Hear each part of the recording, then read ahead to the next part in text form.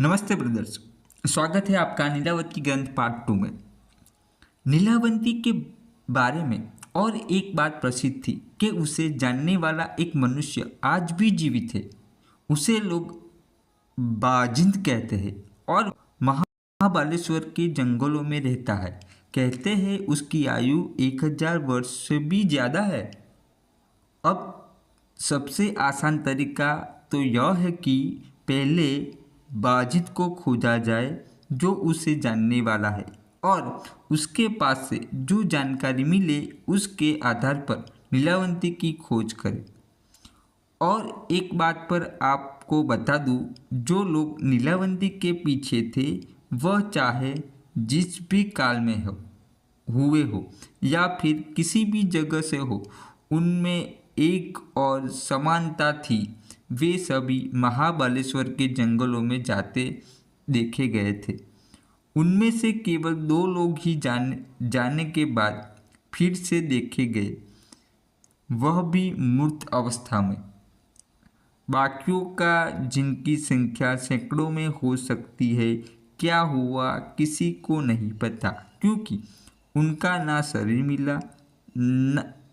मिला था ना कोई अवशेष।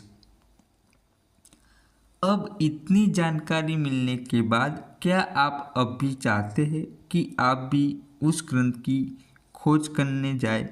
तो मैं आपको उस आखिरी इंसान के बारे में बताता हूँ जो नीलावती की खोज में गया था। शायद आपको कोई काम की बात मिल जाए जो आपको नीलावती खोजने में काम आ जाए। उसका नाम राव साहेब था। वह रत्नागिरी के पास एक गांव का जमींदार था। मुंह में चांदी का चम्मच लेकर जन्म हुआ था। कमी किसी बात की नहीं थी। मल थे इसलिए बल भी था। धन और बल दोनों से वह अपने सामने हर किसी को झुकाना पसंद करता था। बहुत अमीर होने के बावजूद उसे एक बात की कमी हमेशा खलती थी। एक ऐसी बात जिससे सब सुख होने के बाद भी उसकी कई पुश्तों को अफसोस के साथ जीने के लिए मजबूर किया था। इस बात का पता चलते ही वे एक ही बात सोचने लगते थे कि शायद यह किसी तरह से बदला जा सके। वह बात यह थी कि उसके खानदान में बहुत पहले किसी ने केवल गलतफहमी के कारण 7 कुएं भरे जाते इतना सोना और हीरे जवाहरात समुद्र में डुबा दिए थे। उन्हें अफसोस इसी बात का होता था कि काश वह बात बदली जा सकती थी तो आज दुनिया के सबसे अमीर इंसानों में गिने जाते। पर ऐसा तभी हो सकता था जब समय में पीछे जाकर उस गलतफहमी को दूर किया जा सके। राव साहब को पहले यह पता नहीं थी कि समय में पीछे जाया जा सकता है, क्योंकि बुद्धिमान मनुष्य इस तरह की बात सोच भी नहीं सकता जो असंभव हो। पर जैसा कि उसके पहले कई पुश्तों ने किया था, केवल वह उस धन का पता लगाना चाहता था। उसके लिए उसने भी उन्हीं तरीकों को अपनाया था जिसे उसके पुश्तों ने अपनाया था, जैसे ज्योतिषियों, तांत्रिक, मांत्रिकों के माध्यम से धन का पता लगाना। लेकिन बहुत कुछ करके भी कुछ हासिल नहीं हो सका था। समय और पैसा दोनों बर्बाद हो रहे थे। लेकिन उस अमर्याद धन के आगे इस धन की कोई कीमत नहीं हो सकती थी। और ऐसे में एक दिन रत्नागिरी में एक अद्भुत मांत्रिक आया। लोग कहते थे कि उसने पिशाच वश किया हुआ है, जो उसका हर एक हुक्म मानता था। राव साहब को उसमें रुचि नहीं होती, यह कैसे हो सकता था? राव साहब भी रत्नागिरी चला गया और उस मांत्रिक को मिला। पहले ही मुलाकात में मांत्रिक ने राव साहब पर ऐसी छाप छोड़ी कि उसने मांत्रिक को अपने हवेली पर बुलाया। मांत्रिक आने के लिए कबूल भी हो गया। 2 दिन बाद ही मांत्रिक राव साहब की हवेली पर था। उसकी अच्छी मेहमान नवाजी की गई। हर तरह से प्रभावित करने की कोशिश हो रही थी, इसलिए कि राव साहब ने यह भी सुना था कि मांत्रिक के पास अंजन बनाने की विधि है। प्राचीन काल से ही लोगों में यह बात प्रचलित है कि किसी तरह का रासायनिक काजल, जिसे अंजन कहते हैं, वह आँखों पर लगाने से जमीन के नीचे दबा हुआ खजाना दिखाई जाता है। वही पाने के लिए राव साहब इतने यत्न कर रहा था। एक हफ्ता निकल गया पर मांत्रिक ने कुछ नहीं कहा। वह तो अच्छे भोजन और मुलायम गद्दों का आनंद ले रहा था। राव साहब के सब्र का बांध टूटने लगा था, लेकिन फिर भी अगर मांत्रिक को बुरा लगा तो कहीं ये मुझे साप ना दे दे, इसलिए उसने चुप बैठना ही ठीक समझा। राव साहब का यह धैर्य व्यर्थ नहीं गया। दूसरे दिन मांत्रिक और राव साहब एक कमरे में अकेले बैठे थे। तब मांत्रिक ने राव साहब से पूछा कि उसे उससे क्या चाहिए। तब राव साहब ने अपनी इच्छा और उस खानदानी खजाने के बारे में मांत्रिक को बताया। मांत्रिक की आंखें चमक उठी। उसने जिंदगी में कभी इतने खजाने के बारे में नहीं सुना था, लेकिन उसने अपने चेहरे को निर्विकार रखा। उससे जाहिर नहीं होने दिया कि उसे भी खजाने की लालसा है। उसने राव साहब को अपना इतिहास बताना शुरू किया कि कैसे वह मांत्रिक बना। उसने जो बताया वह यह था, मैं भी पहले एक सीधा साधा किसान था। मेरा नाम बाबू था। मेरी शादी हो चुकी थी, लेकिन माँ बाप में से कोई भी तब जीवित नहीं था। मेरे पास कुछ बीघा जमीन थी, उससे ही अपना गुजारा करता था। एक शाम मैं खेत से लौट रहा था तो मुझे अपने दोस्त जो आग जलाकर उससे पास बैठकर गप्पे लड़ा रहे थे वे दिख गए। उन्होंने भी मुझे देखा और आवाज़ लगाई। कहा कि मैं भी थोड़ी देर उनके साथ बैठूं। काम तो रोज का लगा ही रहेगा। मुझे भी यह बात ठीक लगी कि आदमी को थोड़ा समय खुद के लिए भी निकालना चाहिए। घर में बीवी राह देख रही होगी, यह बात तो मेरे दिमाग में थी, लेकिन फिर मैंने सोचा कि एकाध दिन थोड़ी देर हो गई तो क्या हो जाएगा, कोई बहाना बना लेंगे। गप्पे लड़ाते लड़ाते समय का ध्यान ही नहीं रहा। बहुत देर हो गई। मैं गांव के बाहर रहता था। मैंने अपने दोस्तों से इजाज़त मांगी और अपने रास्ते लग गया। मुझे खेत जाने के लिए पूरा गांव पार करना पड़ता, क्योंकि मेरे घर और खेत के बीच में गांव था। और एक बात थी, मुझे डर लग रहा था और मेरे घर जाने के रास्ते में स्मशान भूमि थी।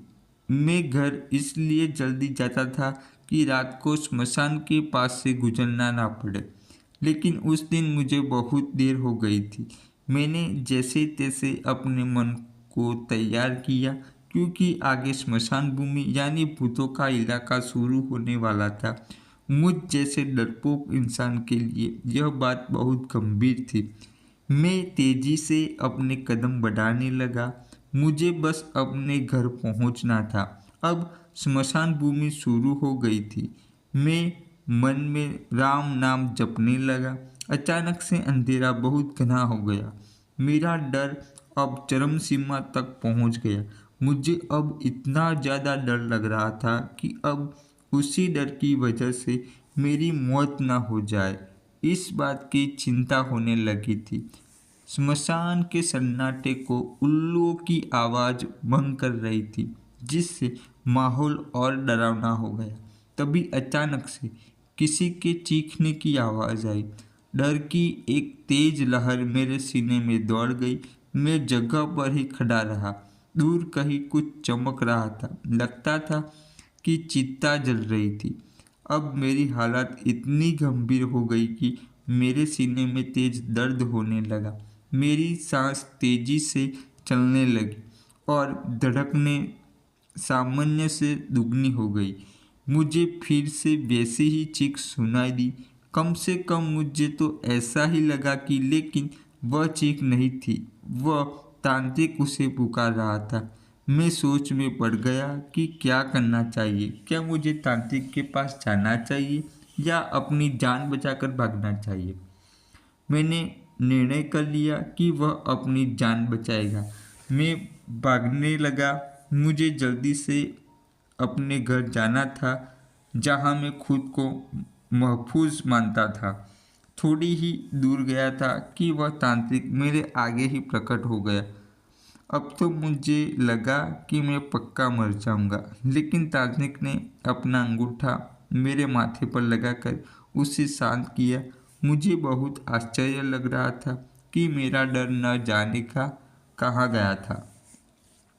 उस तांत्रिक ने मेरा हाथ पकड़कर उस चलती हुई चिता के पास लेकर गया। मैंने देखा वह चिता कम और हवन कुंड ज़्यादा लग रहा था। उसके आसपास बहुत सी अजीबोगरीब चीज़ें रखी हुई गई थी। उसमें से कुछ तो भयानक थी,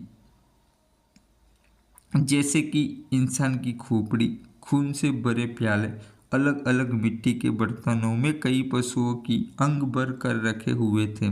मुझे समझ नहीं आया कि ये सब चल क्या रहा है। मैंने तांत्रिक को पूछने का सोचा, लेकिन तांत्रिक ने जैसे मेरी इच्छा भांप ली। उसने उंगली मुंह पर रखते हुए इशारे से चुप रहने के लिए कहा। मैं बहुत देर तक बैठा रहा, जब तक कि उस तांत्रिक ने सारी विद्या पूरी नहीं की। अब मध्य रात्रि हो रही थी। रात शायद अमावस की रही होगी। तांत्रिक उसकी विधि पूरी होते ही वहाँ से उठा और उसने मुझसे कहा कि उसे आगे की विधि करने के लिए किसी स्त्री की बलि देनी होगी जिसको अब तक बच्चा ना हुआ हो। मेरा दिल दहल उठा। उसको लगा कि वह किसी मुसीबत में पड़ गया है। मुझे बच्चा नहीं हुआ था और मेरी बीवी घर पर थी। मैं एक साधारण किसान था। मेरी और मेरी पत्नी का ना कभी झगड़ा होता था, ना वह मुझे किसी बात के लिए तंग ही कर रही थी। उस तांत्रिक ने पास न जाने कौन सी ऐसी शक्ति थी कि मैंने उससे अपनी बांझ बीवी के बारे में बताया। बताते समय भी मुझे लग रहा था कि यह ठीक नहीं है, मुझे ऐसा नहीं करना चाहिए, लेकिन मेरी जुबान अब मेरे नहीं किसी और के बस में थी।